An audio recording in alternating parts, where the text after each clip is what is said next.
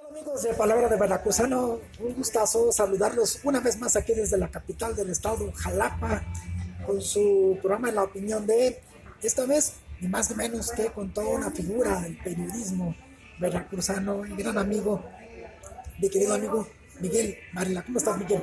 Bien, José Luis, gracias por invitarme a Palabra de Veracruzano. Gracias por tus palabras muy generosas. No soy tan grande, pero bueno, aquí contigo también, a quien desde hace muchos años te he seguido y admirado por tu trabajo periodístico. Muchas gracias, Miguel, pero no eres grande porque estás bien joven todavía, pero Miguel ha realizado en el estado de Veracruz un trabajo, quiero decirles, muy importante, entre muchos aspectos que nos llevarían muchas horas de conversación, pero uno de ellos, que sería la temática en esta entrevista, es el trabajo del periodismo y la literatura. ¿Cuál ha sido ese camino que ha unido ambas vertientes en tu caso, Miguel? Me ha interesado mucho, José Luis. Quizá, tengo que decirlo, no vengo de la escuela periodística, es decir, no vengo del aula de la Facultad de Ciencias de la Comunicación. Me formé en filosofía, estudié un poco de teología, he estudiado literatura, ¿no? Y entonces empecé el ejercicio periodístico en un periódico, punto y aparte, que me exigía de alguna manera trabajos periodísticos diferentes, ¿no? Entregarle al lector un producto diferente cada semana, cada jueves, como era la edición. Y entonces eso me fue exigiendo poco a poco ir construyendo otro tipo de cosas, ¿no? Construir historias de otra manera, más atractivas al lector, que tuvieran mayor vigencia. Y en ese sentido fue que me fui involucrando con la literatura dentro del periodismo. Mi interés se concentró en la crónica periodística, en un viaje que realicé a Colombia, a un curso dentro de la Fundación Nuevo Periodismo, hoy Fundación Gabo, en donde conocí periodistas de todo el continente y un maestro que nos enseñó a mirar más detalladamente, más profundamente la realidad. Creo que ahí es donde nace mi vocación por la construcción de la crónica periodística. Este género del periodismo en donde se puede uno acercar mucho más a la literatura, ¿no? Es decir, es periodismo, pero con elementos literarios, ¿no? Construyendo la narración, construyendo una lectura mucho más atractiva para el lector. Colombiano, Premio Nobel de Literatura, Gabriel García Márquez siempre consideró que el periodismo es el mejor oficio del mundo y recomendaba esto, ¿no? A los periodistas: hacer literatura en el momento que haces periodismo. Este viaje a Colombia tuvo que ver con esta influencia de Gabo directamente. Directamente, la escuela de Gabo creo que me enseñó a ver. Yo insisto mucho en eso. Dentro de mi pequeña trayectoria periodística, creo que fue ahí donde yo aprendí a ver de una mejor manera la realidad. Porque mira, iba yo a eventos, iba yo a actividades, observaba yo lo que decía el político, el personaje, una declaración, ¿no? Pero no iba más allá, ¿no? Entonces de pronto, cuando empiezas a observar todo lo que se puede construir alrededor de los mensajes, de las señales, del paisaje, ¿no? De todo lo que gira alrededor de una actividad, entonces se puede hacer bastante, ¿no? Entonces ahí fue donde yo empecé a tejer poco a poco con la crónica periodística ese tipo de cosas. De hecho, el trabajo, uno de mis trabajos que construí en Cartagena de Indias fue justamente una pequeña crónica sobre prostitución infantil, ¿no? Guiado de la mano del maestro Francisco Goldman, ¿no? Me fui a observar en una plaza, la plaza de Santo Domingo, en el centro de Cartagena, cómo los extranjeros, muchos norteamericanos, buscaban, ¿no? A pequeñas para prostituirlas, para llevárselas, ¿no? Entonces yo escribí una crónica en ese momento sobre esa experiencia, ¿no? Y colocando datos y todo, y esa crónica mereció un premio de la Fundación Pabello, vigente en esa época, ¿no?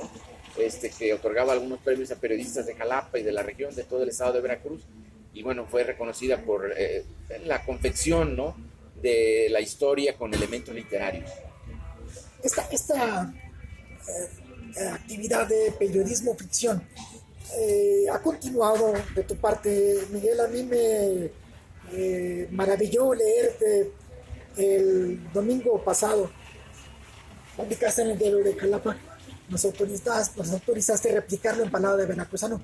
una historia basada de algún modo en algo que ocurrió el sábado en Veracruz, con el reparto de despensas de un sector del crimen organizado a gente de escasos recursos, y tú vinculas un dato duro luego con elementos de ficción y nos cuentas una historia verdaderamente memorable, ¿no?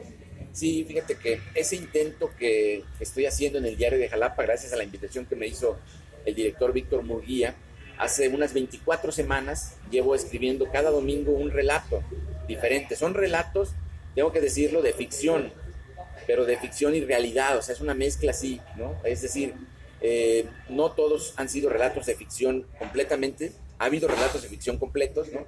Pero hay otros, como el caso de este domingo, en donde yo tomo un elemento de la realidad, ¿no? Este hecho de que un grupo delincuencial estaba entregando despensas en algunos municipios del sur de Veracruz, incluso en el puerto de Veracruz, ¿no? Entonces me planteó cómo contar una historia, ¿no? O cómo hablar de ese hecho sin volverme vocero de ellos, ¿no? Sin volverme vocero de un grupo delincuencial que pues ha dañado a la sociedad veracruzana y a la sociedad mexicana en general, ¿no? O sea, ¿cómo hablar de eso? Y entonces lo que hice fue construir dos personajes, uno fundamental, protagonista, ¿no? Don Neto, un hombre del campo, de un pueblo del sur, puede ser el que sea, ¿no? Y que a quien le secuestraron a sus dos hijas, a quien le secuestraron a su hijo, a quien se los entregaron muertos, a quien ha sufrido el saqueo de su patrimonio, ¿no? De su ganado, ¿no? Y quien pues ve llegar a los delincuentes al pueblo, saca su arma y está listo para batirse con ellos, ¿no? Pero al mismo tiempo reflexiona sobre pues la falta de memoria de la sociedad, de sus compañeros o de sus vecinos de ese pueblo, al estar recibiendo las despensas que este grupo delincuencial está entregando. Entonces, así construí pues esta ficción, digamos, pero con elementos de la realidad y que le hacen a uno pensar en lo que sucedió ese día, ¿no? Hablamos hace un rato, nos platicabas en términos ya técnicos, me parece que hace una referencia a algún encuentro con Carlos Monsiváis que tuviste alguna vez, y hablabas de la construcción de atmósferas en la literatura como un elemento fundamental en la literatura. Sí, creo que eso es importante, o sea, en el caso de estos textos, pero también en el caso de los textos de periodismo, ¿no? Es decir, de los textos de no ficción, ¿no? En el caso de la ficción también, uno va tomando pues los elementos para construir la atmósfera. Por ejemplo, yo estoy hablando de Don Neto y trato de que el lector vea cuando aprieta los puños, ¿no? Y entonces se le notan en las manos las venas, ¿no? Que el lector vea el vaso de agua que está rociando de frío, ¿no? Que vea la garrafa de maracuyá, ¿no? Con caña de maguiztlán. O sea, estos elementos que te pueden llevar a los sentidos, ¿no? A tus propios sentidos, pues la mirada, naturalmente, el gusto, el olfato, ¿no? El oído, ¿no? Entonces, vas construyendo con palabras, pues, ¿no? Esta atmósfera para que el lector pueda trasladarse, estar ahí y sentir como el personaje, ¿no? Aquí esto que planteas, que coincide con la descripción que puedes hacer de cualquier hombre del campo, que efectivamente es gente que se vuelve muy fuerte a partir de estar toda su vida ligado al trabajo físico, ¿no? En esa relación muy respetuosa generalmente con la naturaleza, pero llevado esto a la literatura y llevado a la conexión literatura-periodismo, que esto es fundamental. Sí, exacto. Sí, y yo digo, trato de que el lector vea, ¿no? De que el lector sienta, de que el lector esté ahí, ¿no? Y por eso es todo ese tipo de expresiones que voy tratando de construir ahí, ¿no? Hay otros relatos que he construido también con personajes, por ejemplo, esta figura del hombre del campo que dices, ¿no? Por ejemplo, también la referí en un taxista, en otro momento, que se encuentra con una señora que le habla de su hija desaparecida, ¿no? Otro tema que también es muy vigente en nuestra sociedad, ¿no? Entonces, alrededor de una historia de un señor, de un taxi, conductor del campo, ¿no? Con una señora que se encuentra y que le cuenta una historia, puedes tejer y proyectar una realidad, ¿no? Que es muy vigente en nuestra sociedad. En algún momento, Miguel, hiciste un viaje juvenil a Nueva York. Conociste ni más ni menos que esta capital del mundo. ¿Es correcto? Sí. Yo estaba ingresando a Punto y Aparte, así lo puedo decir, porque ahí fue mi casa original con don Froilán Flores Cancela. Y entonces me surgió la idea. Todo un ícono del periodismo en Veracruz, don Froilán. Un ícono, Y una te referencia. presenta otro ícono que es... Me presentó con él Arturo Reyes Isidoro.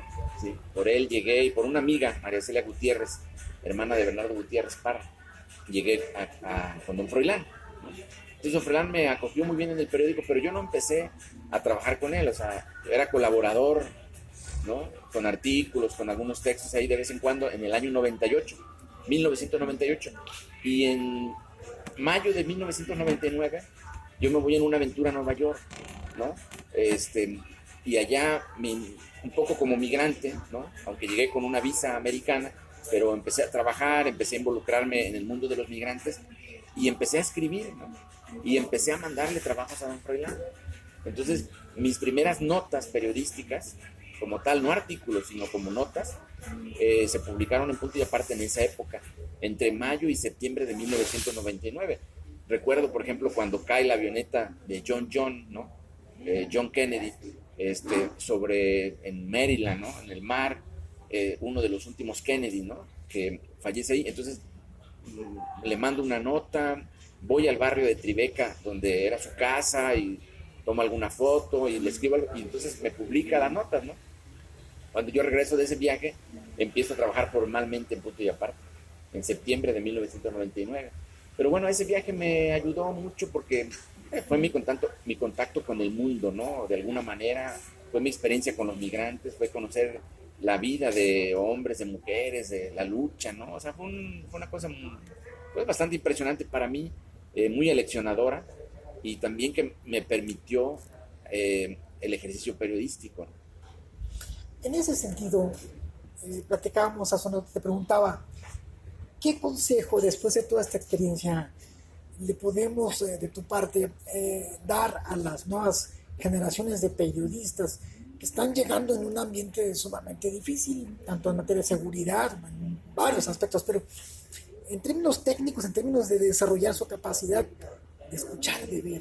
Sí, mira, no soy bueno para los consejos, me retiré de la consejería, como también sabes, ¿no? Porque bueno, estuve intentando ser sacerdote, ¿no? Durante 8 años en un seminario, y después me retiré, dejé este tema y me fui. Pero bueno, si algo podría decir yo, José Luis, a las nuevas generaciones, a los jóvenes reporteros y periodistas, es pues que tiene uno que leer mucho y ver mucho, escuchar mucho, observar mucho, escribir mucho, anotar mucho, ¿no?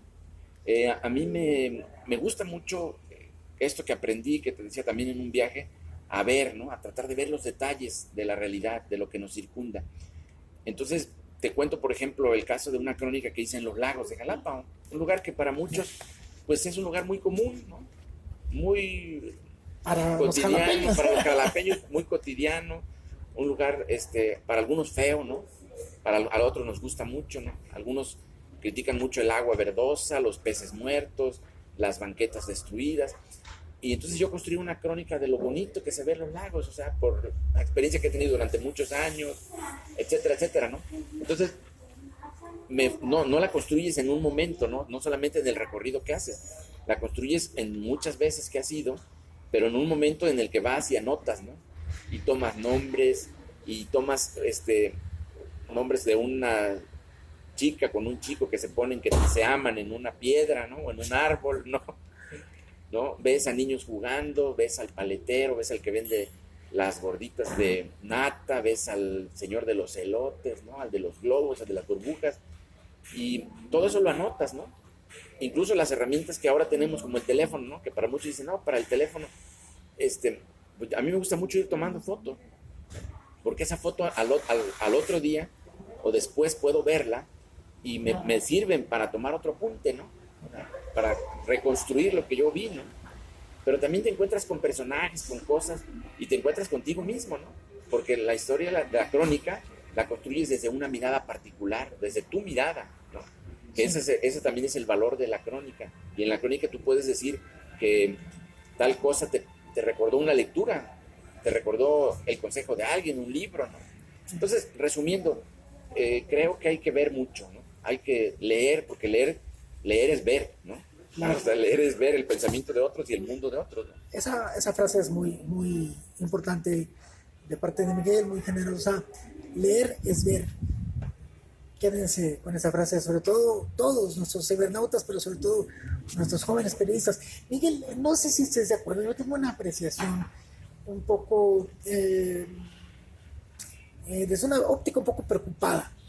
El mundo evoluciona, el COVID nos va a dejar otro mundo una vez que hay una vacuna, que finalmente se limite la curva de crecimiento, lo que ocurra. Pero esto cambió.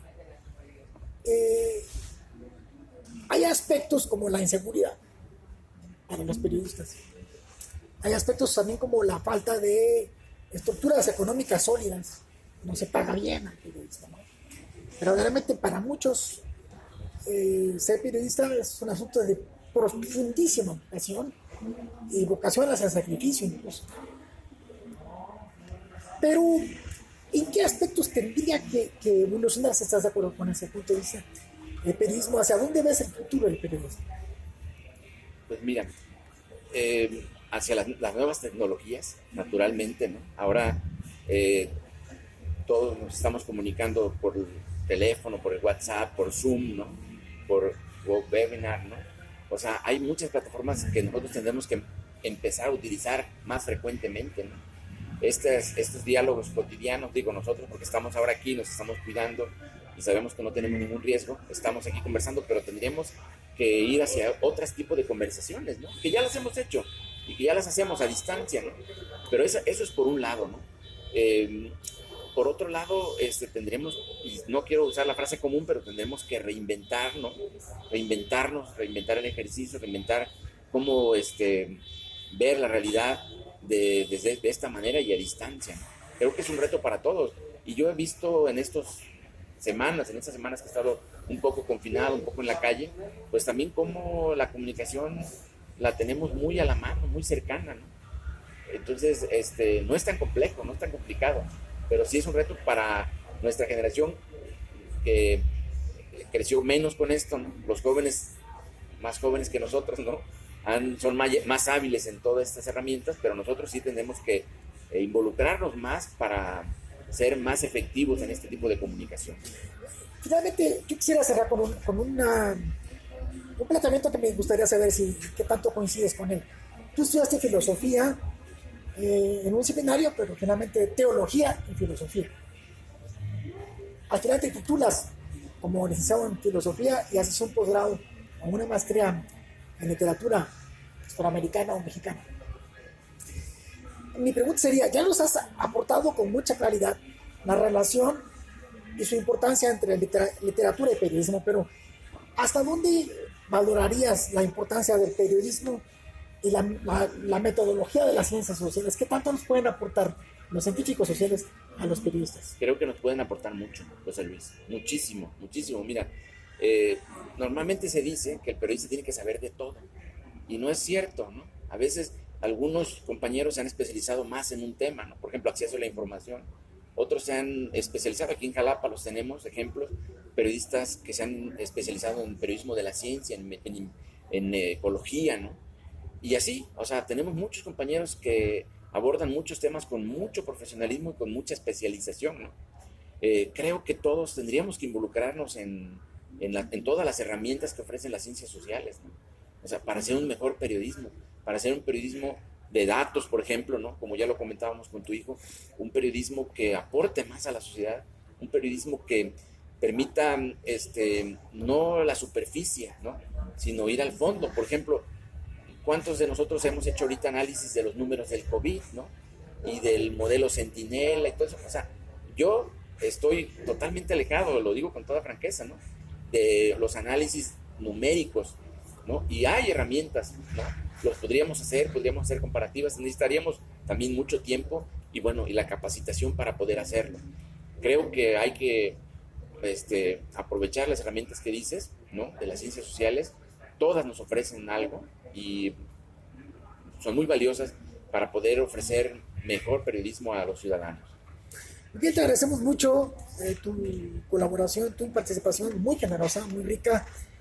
en Palabra de Veracruzano, y esperemos que sea el punto de partida para otras conversaciones, otros encuentros. Gracias, gracias, te agradezco mucho, José Luis, tu generosidad como siempre. Gracias a todos los que ven Palabra de Veracruzano y sigan aquí estas interesantes entrevistas, no en este caso por mí, pero por la voz de José Luis Ortega.